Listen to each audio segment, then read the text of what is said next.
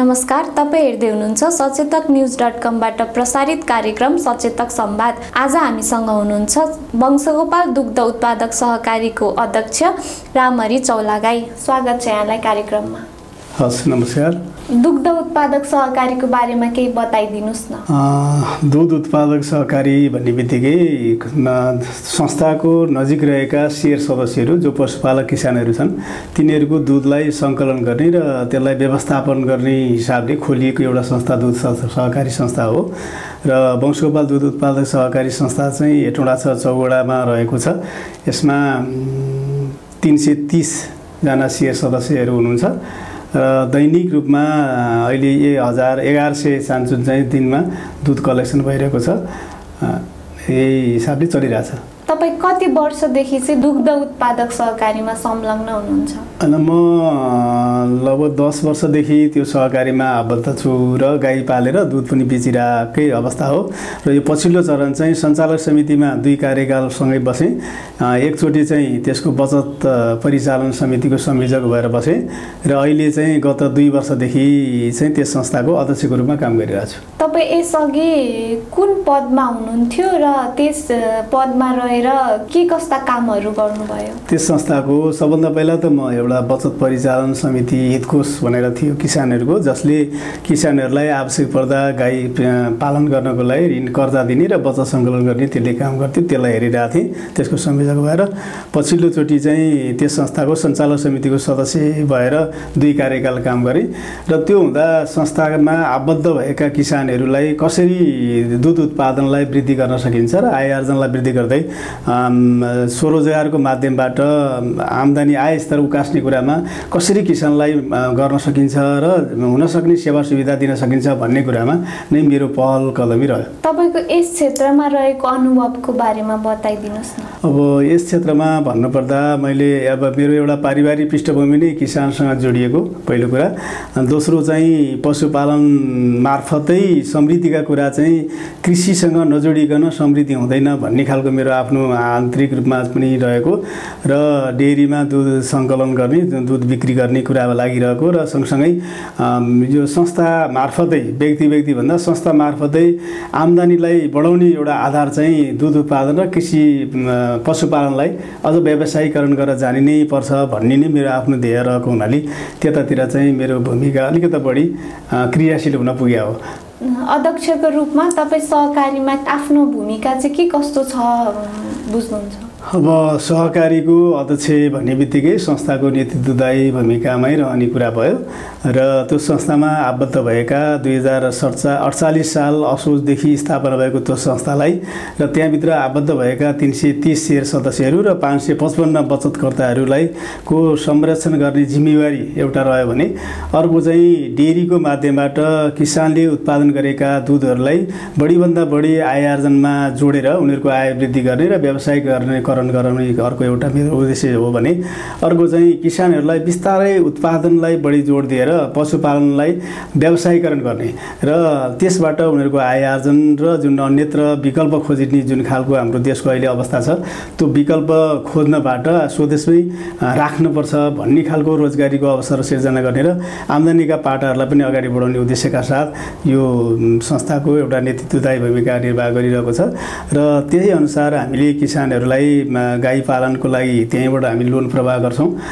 यो 12% ब्याज दरमा हामी लगभग 9 लाखसम्म ऋण प्रवाह गर्छौँ भने जसले व्यवसाय किसान गर्न पशुपालन गर्नको लागि आउनुहुन्छ उहाँहरूलाई हामीले 6% मा पनि कर्जा व्यवस्थापन गरिरहेका छौँ भने डेरी आफैले दुधलाई सङ्कलन गर्ने र त्यो दुधबाट आएको किसानहरूको आम्दानी जुन छ त्यसलाई भुक्तानी दिने र सँगसँगै किसान त्यो पशुलाई चाहिने आहार छ, पशु आहार, ढुटो, चोकर, दाना र केही औषधिजन्य चिजहरूलाई त्यसैले व्यवस्थापन गरेर उहाँलाई सेवा सुविधा पुर्याइरहेको छ भने अहिले पछिल्लो चरणमा हामीले शिखर इन्सुरेन्ससँग सुरुमा त राज्यले यो बिमाको कुरा पशु संरक्षणको कुरा गरेको थियो र पछि जब राज्यले त्यसबाट हटिसके पछाडि हामीले शिखर इन्सुरेन्ससँग सम्झौता गरेर अहिले लगभग 300 भन्दा बढी गाईहरू चाहिँ बिमा गरेर किसानहरूलाई हुन सक्ने क्षतिलाई पनि न्यूनीकरण गराउनेतिर पनि हामी लागिरहेका छौँ। अहिले गाउँ समुदायमा दुग्ध उत्पादनको अवस्था चाहिँ कस्तो छ? अब दुध उत्पादनको अवस्था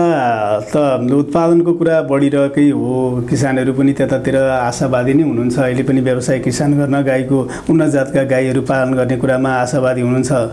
तर यो पछिल्लो चरणमा चाहिँ जब दुधको भुक्तानीहरू नआउने कुरा रह्यो, त्यसले गर्दा किसानहरूमा केही निराशा पनि भएको छ र हामी स्वयं प्रारम्भिक संस्था डेरीहरूले पनि समयमा किसानको भुक्तानी दिन नसक्ने, जिल्ला सङ्घ मार्फत वितरण गरिएका चाहिँ दुधहरूको भुक्तानी 9 किस्ता 10 किस्तासम्म 5 महिना 6 महिनासम्म जुन होल्ड हुन्छ, त्यसले गर्दा किसानलाई उनीहरूको घरयासी समस्या टार्ने कुरा समस्या, बालबच्चा पाल्ने कुरा समस्या, शिक्षा दीक्षाका कुरा समस्याले गर्दा अब दुध बेचेर के आउने रहेछ र भन्ने खालको निराशा चाहिँ अलिकता बढिरहेको छ र अब त्यसलाई कसरी न्यूनीकरण गर्ने भनेर हामी प्रारम्भिक संस्था अथवा चाहिँ डेरीहरूले अब वैकल्पिक विकल्पको रूपमा सोच्नुपर्ने स्थिति चाहिँ हामीलाई आइरहेको छ। सहकारी सदस्यहरूको सङ्ख्या बढाउनको लागि चाहिँ हजुरले कसरी काम गर्दै हुनुहुन्छ? अब सहकारीमा आबद्धता सदस्य वृद्धि गर्नको लागि त हामीले एउटा प्लानिङ गरेका छौँ र सबैभन्दा पहिला किसानलाई प्रत्यक्ष रूपमा आम्दानी हुने ढङ्गका गतिविधिहरू क्रियाशील गर्नुपर्छ र उहाँहरूलाई टोलमा हामीले उपसमितिहरू गठन गर्दै टोलमा संस्थाप्रति डेरीप्रति चाहिँ आकर्षण गराउने कुरा गरिरहेका छौँ भने अर्को चाहिँ डेरीमा दुध लिएर आएर सदस्यता बन्दाखेरि एउटा पशुपालनको माध्यमबाट आम्दानीलाई वृद्धि गर्ने कुराको आधारलाई सुनिश्चित गर्नुपर्छ भनेर हामी लागिरहेका छौँ। अर्को चाहिँ डेरी मार्फत आवश्यक पर्ने पशु आहारदेखि लिएर अन्य कुराहरू अन्त खोज्न जानु नपर्ने कुरालाई हामीले सुनिश्चितताको कुरा गरिरहेका छौँ भने अर्को चाहिँ कुनै पनि बेला पशुको क्षति हुन सक्ने कुरालाई न्यूनीकरण गर्न बिमालाई पनि हामीले सञ्चालन गरिरहेको हुनाले सेयर सदस्य वृद्धि गर्नलाई हामीले एउटा एक खालको चाहिँ सक्रियता देखाइरहेका छौँ र आकर्षण पनि भइरहनु भएको छ। फेरि सँगसँगै त्यसमा बचतलाई पनि परिचालन गरिरहेको हुनाले अझ बढी चाहिँ बचतको माध्यमबाट पनि बढी आकर्षण र क्रियाशील हुनु भएको छ। किसानले दुधको पैसा पाएनन् भन्ने गुनासो धेरै छ, त्यो के कारणले हो र तपाईँ त्यसको समाधानको लागि चाहिँ कसरी काम गर्दै हुनुहुन्छ? अब पहिलो कुरा त यो दुधको समस्या, भुक्तानीको जुन समस्या अहिले राष्ट्रव्यापी रूपमा चलिरहेको समस्या हो र मकवानपुर जिल्लामा पनि यो समस्या गएको छ र हाम्रै डेरीले पनि विगत अब मङ्सिरदेखि अहिलेसम्म भुक्तानी पाइरहेको अवस्था छैन भने हामीले आन्तरिक स्रोतबाट स्थानीय बिक्रीबाट र हामीले आन्तरिक बचत परिचालनबाट किसानहरूलाई केही हदसम्म राहत दिएका छौँ र हामीले 4 किस्ता भनेको 2 महिनाको मात्रै बाँकी राखेका छौँ। अरू चाहिँ आन्तरिक व्यवस्थापनबाट हामीले मिलाएर किसानको व्यवस्थापन गरिरहेका छौँ। अब यो दुधको भुक्तानीको जुन समस्या छ, यो भुक्तानीको समस्यालाई चाहिँ दुधसँग सम्बन्धित रहेका हाम्रो छाता सङ्गठन जिल्ला सङ्घले यसको अलिकता बढी जिम्मेवारी नलिएको हो कि भन्ने हामीलाई आभास भएको छ। किनभने उहाँहरूले जब डिडिसी लगायत प्राइभेट कम्पनीहरूलाई दुध बिक्री गर्नुभयो, लैजानु भएको छ, त्यो दुधको भुक्तानीको सुनिश्चितता नगरिदिएको कारणले र समयमा उहाँहरूको क्रियाशीलता नहुँदाखेरि यो समस्या आएको हो कि भन्ने कुरा अहिले हामीलाई लागिरहेको छ। त्यसैले हामी अब यो दुधलाई बाहिर बिक्री गर्ने भन्दा पनि त्यसबाट विकल्पको रूपमा उत्पादनलाई वृद्धि गरेर चाहिँ व्यवस्थापन गर्नुपर्छ कि भन्ने हामी लागिरहेका छौँ। डेरी सञ्चालनको चुनौतीहरू चाहिँ के कस्ता छन्? अब डेरी सञ्चालनको चुनौतीको विषयमा त एउटा त डेरीले बजारीकरणको कुरालाई अलिकता सुनिश्चित गर्नुपर्दो रहेछ। जुन चाहिँ स्थानीय बजार नहुँदाखेरि र बाहिरबाट आयातित दुधहरूले बजारमा आउने क्रमले गर्दा पनि अहिले अलिकता समस्या मिल्क होल्डिङका कुरा आइरहेका छन् भने त्यसको सुनिश्चित गर्न राज्य अथवा स्थानीय सरकारको पहल कदमी हुनु जरुरी छ। दोस्रो चाहिँ डेरी अथवा दुध संस्था आफैले पनि दुधजन्य पदार्थहरूको उत्पादनलाई नै बढी उद्यमको रूपमा सञ्चालन गरेर त्यसलाई चाहिँ अलिकता अगाडि लड्न सकेको खण्डमा मात्रै हामी दुध डेरीलाई सुनिश्चित गर्न सक्छौँ भन्ने लागिरहेको छ र त्यतातिर हाम्रो सोच हुनुपर्छ भन्ने कुरा हामी बहस र छलफलको विषय बनेर छौँ। अन्त्यमा यस दुग्ध सहकारीको भावी योजना चाहिँ के छ? अब हामीले यी सबै समस्याका बावजुद पनि फेरि किसानसँग जोडिएको यो क्षेत्र जुनलाई राज्यले पहिलो कुरा त राज्यले यसलाई पहिलो प्राथमिकतामा राखेर किसानसँग चाहे त्यो बिमाको कुरा, चाहे उन्नत जातको पशुपालनको कुरा, चाहे सुरक्षित चाहिँ न्यून ब्याज दरमा लगानी गर्ने र व्यवसायीकरण गराउने कुरा, चाहे रोजगारी गराउने कुरामा राज्यको र स्थानीय सरकारको भूमिका क्रियाशील हुनुपर्छ भन्ने हाम्रो ठम्याइ छ र त्यतातिर राज्यको ध्यान अलि पुगिरहेको छैन।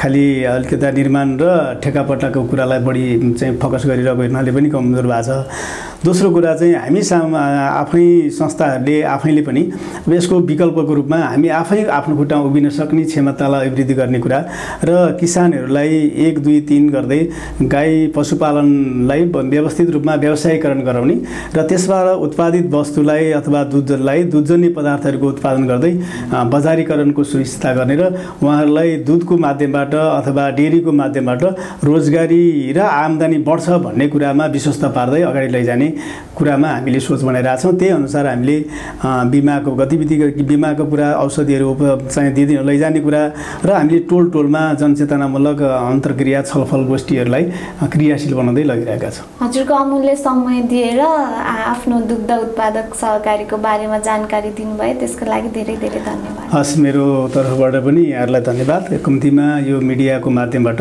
हाम्रो संस्थाले गरेका गतिविधिहरू एउटा जनसमक्ष पुर्याउनको लागि जुन यहाँहरूले पहल कदमी गर्यो र नितान्त किसानसँग जोडिएको र भुक्तानीसँग जोडिएको कुरालाई चाहिँ अलिकता क्रियाशीलताका साथ यो मिडियाले अझ पहल कदमी गरोस् र भोलिका दिनमा हामी पनि मिडियासँग साझेदारी भएर अगाडि जाने कुरामा पनि हाम्रो प्रतिबद्धता रहेको छ। सँगसँगै सम्पूर्ण किसानहरू दाजुभाइहरूलाई कृषिको माध्यमबाट मात्रै समृद्धिको कुरा हुने हुनाले राज्य र सबै जनता राजनीतिक दलहरूलाई कृषिसँग सम्बन्धित रहेर कार्यक्रम नीतिहरू बनाउनको लागि पनि हाम्रो आग्रह र अनुरोध रहेको छ भन्दै यहाँहरू सबैलाई हार्दिक धन्यवाद दिन चाहन्छु। धन्यवाद, नमस्कार। यति बेलासम्म हाम्रो भिडियो हेरेर साथ दिनुहुने सम्पूर्ण दर्शकलाई धन्यवाद भन्दै म एलिसा ढुङ्गाना पनि बिदा हुन्छु।